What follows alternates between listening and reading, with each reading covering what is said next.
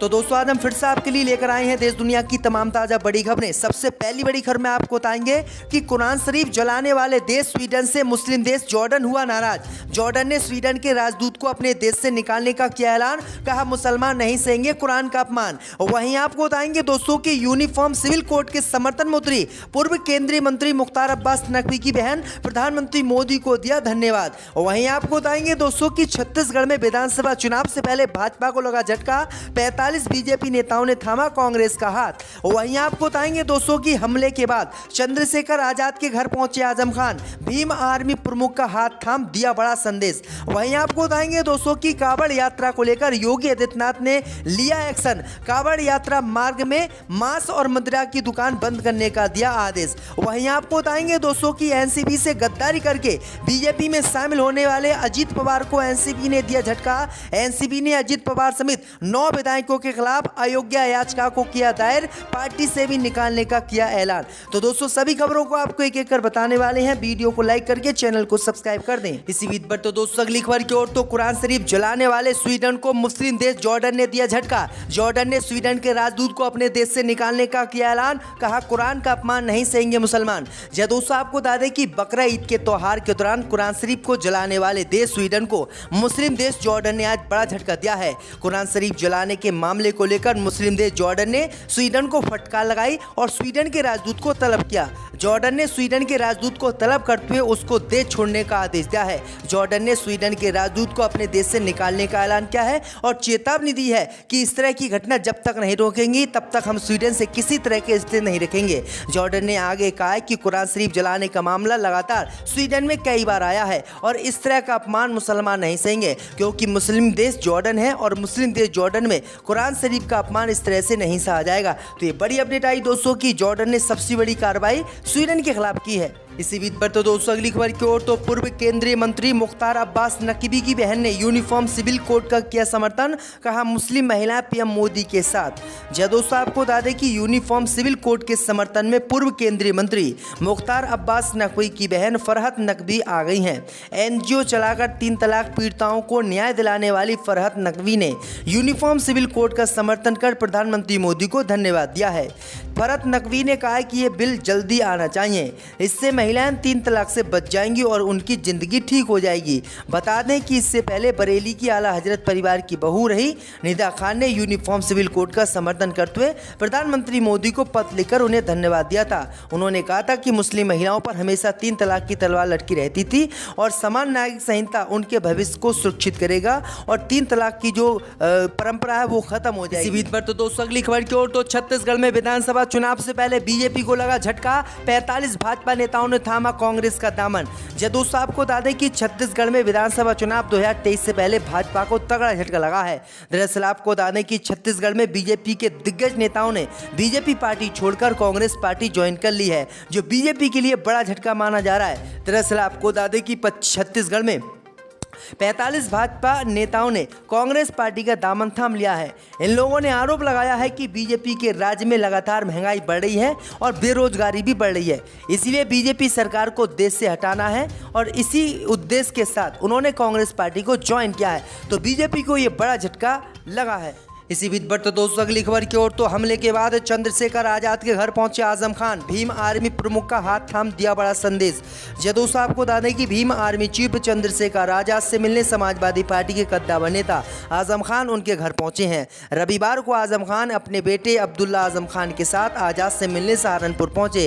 इस दौरान आजम खान चंद्रशेखर से उनका हालचाल जाना। बता दें कि 28 जून को देवबंद में भीम आर्मी चीफ पर जानलेवा हमला हुआ था। हमलावरों ने उन पर फायरिंग की थी। वहीं आपको बता दें कि चंद्रशेखर आजाद पर हमला करने वाले 4 आरोपियों को पुलिस ने शनिवार को गिरफ्तार कर लिया है। 4 युवकों को पुलिस ने हरियाणा के अंबाला से गिरफ्तार किया है। वहीं हमलावरों की गिरफ्तारी के बाद पुलिस में आरोपियों से पूछताछ के बाद रविवार को बड़ा खुलासा किया है। पुलिस अधिकारियों ने बताया है कि हमलावर चंद्रशेखर आजाद के कई बयानों से उन्हें नाराजगी थी और वो दिन दहाड़े उनका मर्डर करना चाहते थे। इसी बीच पर तो दोस्तों अगली खबर की ओर तो बीजेपी में शामिल होने के बाद अजीत पवार ने किया एनसीपी पर दावा, बोले सभी नेता हमारे साथ घड़ी चिन्ह पर लड़ेंगे चुनाव। जय दोस्तों, आपको बता दें कि बीजेपी में शामिल होकर उप मुख्यमंत्री बने अजीत पवार ने अब एनसीपी पर दावा ठोक दिया है। उन्होंने कहा है कि एनसीपी के लगभग सभी विधायक उनके साथ हैं और उनके साथ आने का उन विधायकों ने फैसला किया है। वहीं आपको बता दें कि अचानक ही उन्होंने कहा है कि अब जो एनसीपी है वो मेरी पार्टी है और मैं घड़ी के चुनाव चिन्ह पर ही चुनाव लड़ूंगा। रिपोर्ट के मुताबिक महाराष्ट्र के उप मुख्यमंत्री अजीत पवार को एनसीपी के 40 विधायकों और 6 एमएलसी का समर्थन प्राप्त है। तो ये बड़ी अपडेट आ रही दोस्तों कि जिस तरह से उद्धव ठाकरे की शिवसेना का हाल हुआ था उसी तरह से एनसीपी का भी हाल होने वाला है। इसी बीच पर तो दोस्तों अगली खबर की ओर तो उत्तराखंड के जोशीमठ में नई आफत, सुनील बोर्ड में जमीन में होने लगे बड़े बड़े गड्ढे, पीड़ितों की बड़ी चिंता है। जब दोस्तों आपको बता दें कि उत्तराखंड के जोशीमठ में लोगों की मुश्किलें कम होने का नाम नहीं ले रही हैं। भूत हसाब के साथ लोगों के सामने एक नई मुसीबत खड़ी हो गई है। बताया जा रहा है कि जनवरी के महीने में सुनील वार्ड में जिस जगह भूत हसाब शुरू हुआ था अब वहां जमीन में बड़े बड़े गड्ढे होने लगे हैं। ऐसे में आपदा प्रभावित लोगों की चिंताएं और बढ़ गई हैं। लोगों को इस बात का डर है कि बरसात में मकानों की दरारें और बढ़ सकती हैं। सुनील वार्ड में विनोद सकलानी के मकान के पास के खेत में अचानक गड्ढा हो गया है।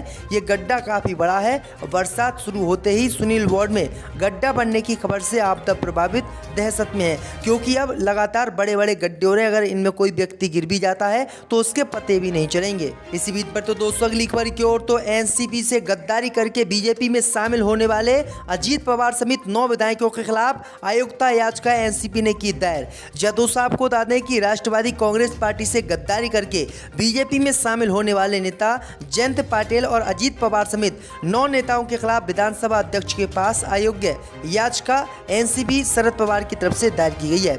उन्होंने कहा है कि अजीत पवार ने पार्टी छोड़ने से पहले हमें कोई जानकारी नहीं दी। वहीं आपको बता दें कि एनसीपी की कार्यकारी अध्यक्ष सुप्रिया सुले ने कहा है कि अजीत पवार का एकनाथ शिंदे, देवेंद्र फडणवीस महाराष्ट्र सरकार में शामिल होना दुखद है, लेकिन हम उनको विधायक नहीं रहने देंगे। यानी अजीत पवार समेत जो 9 विधायक हैं उनकी विधानसभा की सदस्यता रद्द की जाएगी, क्योंकि उन्होंने बिना पार्टी की अनुमति के ही इन लोगों के साथ जाने का फैसला किया है। इसी बीच पर तो दोस्तों अगली खबर की ओर तो दिल्ली के भजनपुरा में बने मंदिर और मजार को बीजेपी सरकार ने हटवाया।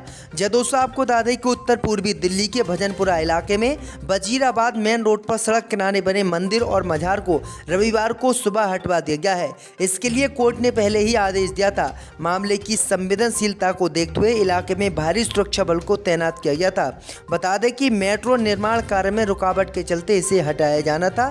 भजनपुरा के अवैध मंदिर मजार को हटाया गया है। वहीं आपको बता दें कि इसको लेकर आम आदमी पार्टी की सरकार ने विरोध भी किया। आम आदमी पार्टी की सरकार ने कहा है कि बीजेपी किस तरह से धर्म के नाम पर वोट लेती है और वोट लेने के बाद वो किस तरह से मस्जिद मंदिरों को हटवाती है। इसी बीच पर तो दोस्तों अगली खबर की ओर तो कांवड़ यात्रा मार्ग पर सभी मांस और मदिरा की दुकानें बंद करने का योगी ने दिया आदेश। दोस्तों आपको बता दें कि पूरे देश में सावन का महीना शुरू हो गया है और कांवड़िए अब कांवड़ लेने के लिए हरिद्वार जाने लगे हैं। इस बीच खबर सामने निकल कर आई दोस्तों कि उत्तर प्रदेश में कांवड़ यात्रा को लेकर योगी सरकार एक्शन में है। उत्तर प्रदेश के मुख्यमंत्री योगी आदित्यनाथ ने कांवड़ यात्रा के मार्ग को लेकर बड़ा आदेश दिया है। उत्तर प्रदेश के मुख्यमंत्री योगी आदित्यनाथ ने आदेश दिया है कि कांवड़ यात्रा के मार्ग में कहीं पर भी मांस और मदिरा की दुकानें खुली हुई नहीं हो। पुलिस प्रशासन को आदेश दिया है कि पुलिस प्रशासन तत्काल जाकर इन मांस और मदिरा की दुकानों को बंद कराएं और किसी भी मांस और मदिरा की दुकान को कांवड़ यात्रा मार्ग के बीच खुलने ना दें, जिससे कि उपद्रव ना हो। इसी बीच पर तो दोस्तों अगली खबर की ओर तो 23 साल से साधु बनकर मंदिर में छिपाता इनामी बदमाश किया था प्रेमिका के भाई का मर्डर। दोस्तों आपको बता दें कि उत्तर प्रदेश के मथुरा स्थित नंदगांव के एक मंदिर में रह रहे साधु गौरी गंगा दास का भेद खुल गया है। दरअसल आपको बता दें कि ये साधु नहीं है बल्कि गुजरात पुलिस की ओर से घोषित इनामी बदमाश विजय है।